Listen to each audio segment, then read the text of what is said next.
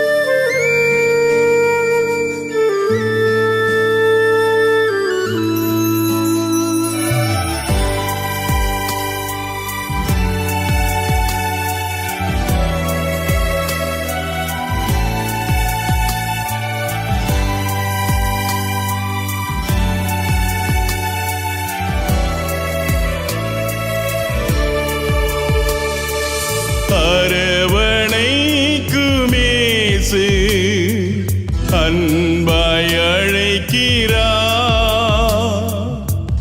ஆதரிக்கும் இயேசு அன்பாய் அழைக்கிறார், அரவணைக்கும் இயேசு அன்பாய் அழைக்கிறார், ஆதரிக்கும் இயேசு அன்பாய் அழைக்கிறார்.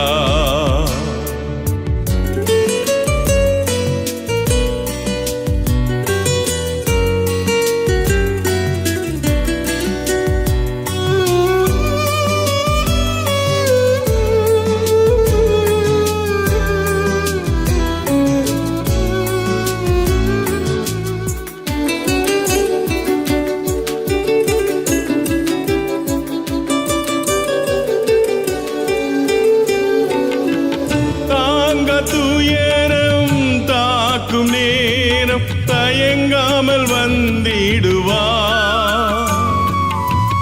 தாங்க துயரம் தாக்கும் நேரம் தயங்காமல் வந்திடுவார்,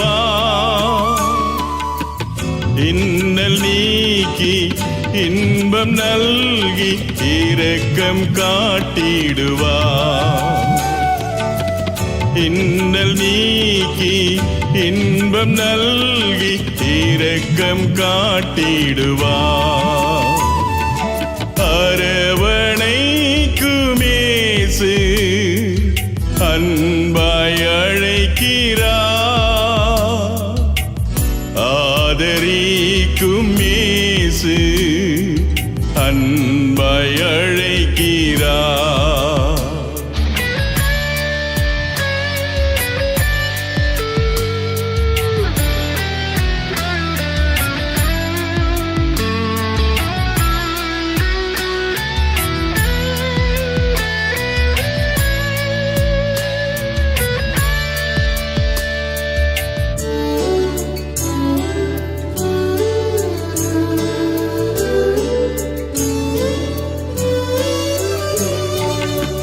வியாதி வருத்தம் வறுமை தாகம் வல்லவரால் நீங்குமே,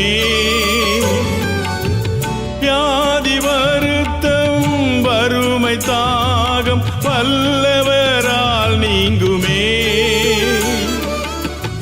அரவணைக்கும் அன்பரேசு ஆற்றிய தேற்றிடுவார், அரவணைக்கும் அன்பரேசு ஆற்றிய தேற்றிடுவார், அரவணைக்கும் இயேசு அன்பாய் அழைக்கிறார், ஆதரிக்கும் இயேசு அன்பாய் அழைக்கிறார்.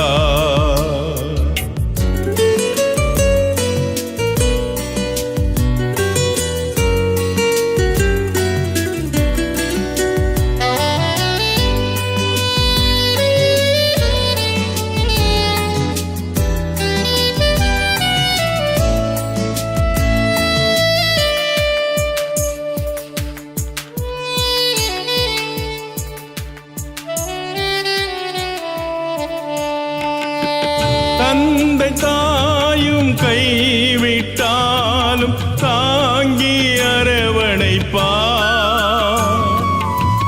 தந்தை தாயும் கைவிட்டாலும் தாங்கி அரவணைப்பார்.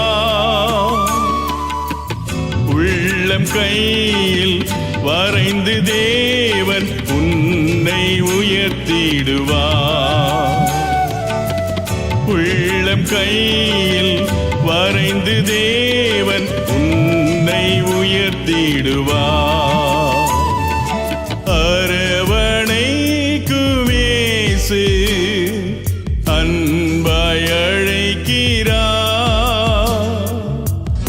ஆதரிக்கும் இயேசு அன்பாய் அழைக்கிறார். அரவணைக்கும் இயேசு அன்பாய் அழைக்கிறார். ஆதரிக்கும் இயேசு அன்பாய் அழைக்கிறார். தந்தை, மைந்தன், தூய ஆவியரின் திருப்பெயரில் நேயர்கள் அனைவருக்கும் அன்பான வாழ்த்துக்கள். இல்ல சந்திப்பின் போது நடைபெற்ற சில அனுபவங்களின் குறிப்புகளை உங்களோடு பகிர்ந்து கொள்ள விரும்புகின்றேன். தாய் ஒருவர் இவ்வாறு கூறினார்: இறைவன் பிறருடைய கைகளில் எங்களை ஒப்புக்கொடுக்காதபடி என்னையும் என் கணவரையும் எங்கள் குழந்தைகளையும் இந்த வீட்டினுள்ளேயே கொன்று போட்டால் நலமாக இருக்கும். தந்தை ஒருவர்: என்னுடைய சொத்துக்களை இழந்து நோய் கண்டு வறுமை அடைந்து மனைவியை இழப்பதற்கு விதிதான் காரணமோ என்றார். பிள்ளைகள் சிலர்: எங்கள் அம்மா இருந்திருந்தால் இதெல்லாம் நடக்குமா என்பன போன்ற வலிகளின் வரிகளை வாழ்வில் தினம்தோறும் நாம் சந்திக்கிறோம். யோபு 6ஆம் அதிகாரம் 9ஆம் வசனத்தில் யோபு தான் பெற்ற துன்பத்தின் உச்சகட்டத்தில் இவ்வாறு சொல்கின்றார்: தேவன் என்னை நொறுக்க சித்தமாய் தம்முடைய கையை நீட்டி என்னை துண்டித்து போட்டால் நலமாயிருக்கும் என்று சொல்கின்றார். துன்பமும் விரக்தியும் வேதனையும் வருகிற பொழுது மனிதன் கூறுகின்ற கூற்றுக்கள்தான் இவைகள்.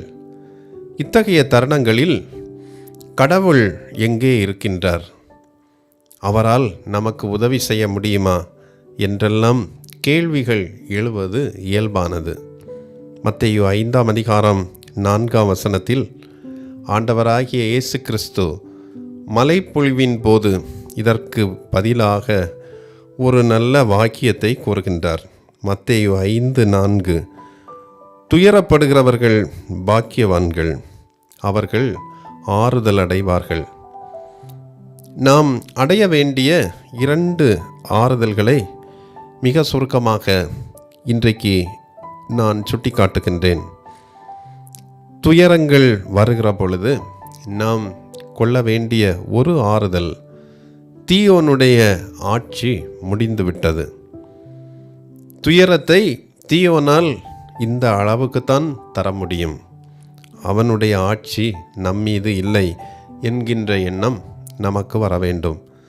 மத்தேயு 2ஆம் அதிகாரம் 16, 17 வசனங்களை படிக்கிற பொழுது இயேசு கிறிஸ்து பிறந்தவுடன் தனக்கு போட்டியாக மன்னன் ஒருவன் தோன்றிவிட்டான் என்பதை சாஸ்திரிகளால் அறிந்த ஏரோது அந்த இயேசுவை தேடுகிறார்.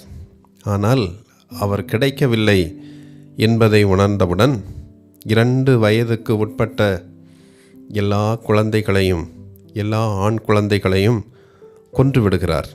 ராமாவிலே புலம்பல்.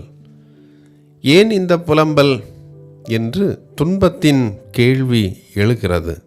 ஆனால் அந்த கேள்விக்கு பதிலாக இயேசு என்னும் மீட்பர் தப்புவிக்கப்பட்டார் என்கின்ற ஒரு பதிலும் அதற்குள்ளே இருக்கிறது என்பதை நாம் உணர அழைக்கப்படுகிறோம். ஹிரோஷிமா, நாகசாகி அணுகுண்டுகளால் தாக்கப்பட்டு அனைத்து மக்களும் அந்த அணுகுண்டுகளுக்கு இரையாகி பல்வேறு தாக்குதல்களை காலாகாலமாக ஏற்படுத்தியது என்பதை நாம் அறிந்திருக்கிறோம்.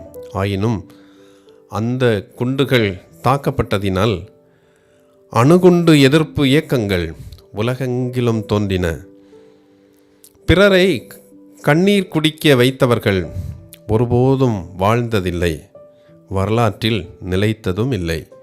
ஆகவே நாம் கொள்ள வேண்டிய ஆறுதல், தீயோன் ஒரு குறிப்பிட்ட அளவுக்கு மேல் அவனால் எதையும் செய்ய முடியாது என்னும் ஒரு ஆறுதல். தீயோனின் ஆட்சி முடிந்துவிட்டது என்னும் ஆறுதல். மற்றொன்று, தூயோனின் ஆட்சி துவங்குகிறது என்னும் ஆறுதல். 51 சங்கீதம் 17 வசனத்தில், தேவனுக்கு ஏற்கும் பலிகள் நொறுங்குண்ட ஆவிதான், நொறுங்குண்டதும் நறுங்குண்டதுமான இதயத்தை நீர் புறக்கணியீர் என்று சங்கீதக்காரர் சொல்கிறார். உள்ளம் உடைந்து துயரம் வருகிற பொழுது தூயவர் உள்ளில் குடிகொள்கிறார் என்பதை நாம் மறந்து போகக்கூடாது. துன்பம் அதிகரிக்கிற பொழுது தூயோன் உள்ளத்தில் ஆட்சி செய்ய துவங்குகிறார் என்று நாம் ஆறுதல் அடைய அழைக்கப்படுகிறோம். 2 கொரிந்தியர் 12 வசனத்தில், அன்றியும் எனக்கு வெளிப்படுத்தப்பட்டவைகளுக்குரிய மேன்மையின் நிமித்தம் நான் என்னை உயர்த்தாதபடிக்கு என் மாம்சத்திலே ஒரு முள் கொடுக்கப்பட்டிருக்கிறது. என்னை நான் உயர்த்தாதபடிக்கு அது என்னை குட்டும் சாத்தானுடைய தூதனாய் இருக்கிறது. அதை என்னை விட்டு நீங்கும்படி நான் 3 தரம் கர்த்தரிடத்தில் வேண்டிக் கொண்டேன். அதற்கு அவர் அந்த வலியை, துன்பத்தை என்னை விட்டு அகற்றாமல், இந்த துன்பம் இருக்கிற பொழுது என்னுடைய ஆற்றல், என்னுடைய கிருபை உன்னில் பூரணமாக விளங்கும் என்றார் என்று பவுல் துன்பத்தின் உச்சக்கட்டத்தில் ஆண்டவர் தன்னுள் ஆட்சி செய்வதை நமக்கு சொல்லுகின்றார். நண்பர்களே, துயர் உறுவோர் பேறு பெற்றோர், ஏனெனில் தீயோனுடைய ஆட்சி இதற்கு மேலும் இல்லை, முடிந்துவிட்டது. தூயோனின் ஆட்சி, தூயவர் நம்முள்ளே குடிகொள்கிறார் என்று நாம் ஆறுதல் அடைய அழைக்கப்படுகிறோம். ஜெபிப்போம். துயருறுவோர் பேறு பெற்றோர் என்று சொல்லி எங்களை ஆறுதல் படுத்துகின்ற எங்கள் ஆண்டவரே, துயரங்களும் வேதனைகளும் வலிகளும் நிறைந்திருக்கிற இந்த உலகில் நீர் எங்களுக்கு ஆறுதலாக இருக்கிறேன் என்கின்ற நற்செய்திக்காக உம்மை நாங்கள் போற்றுகின்றோம். தீயோன் இதற்கு மேல் எங்களுக்கு துயரத்தை தர முடியாது, அவனுடைய ஆட்சி முடிந்துவிட்டது. துயரம் மிகுந்து விளங்கும்போது உம்முடைய பேரருள் எங்களில் இரட்டிப்பாக விளங்குகிறது என்கிற நன்னம்பிக்கையோடு கூட உறுதியோடு இந்த நாளில் முன்னேறி செல்ல எங்களுக்கு அருள் தாரும். இயேசு கிறிஸ்துவின் பெயரில் கேட்கிறோம் சுவாமி. ஆமேன்.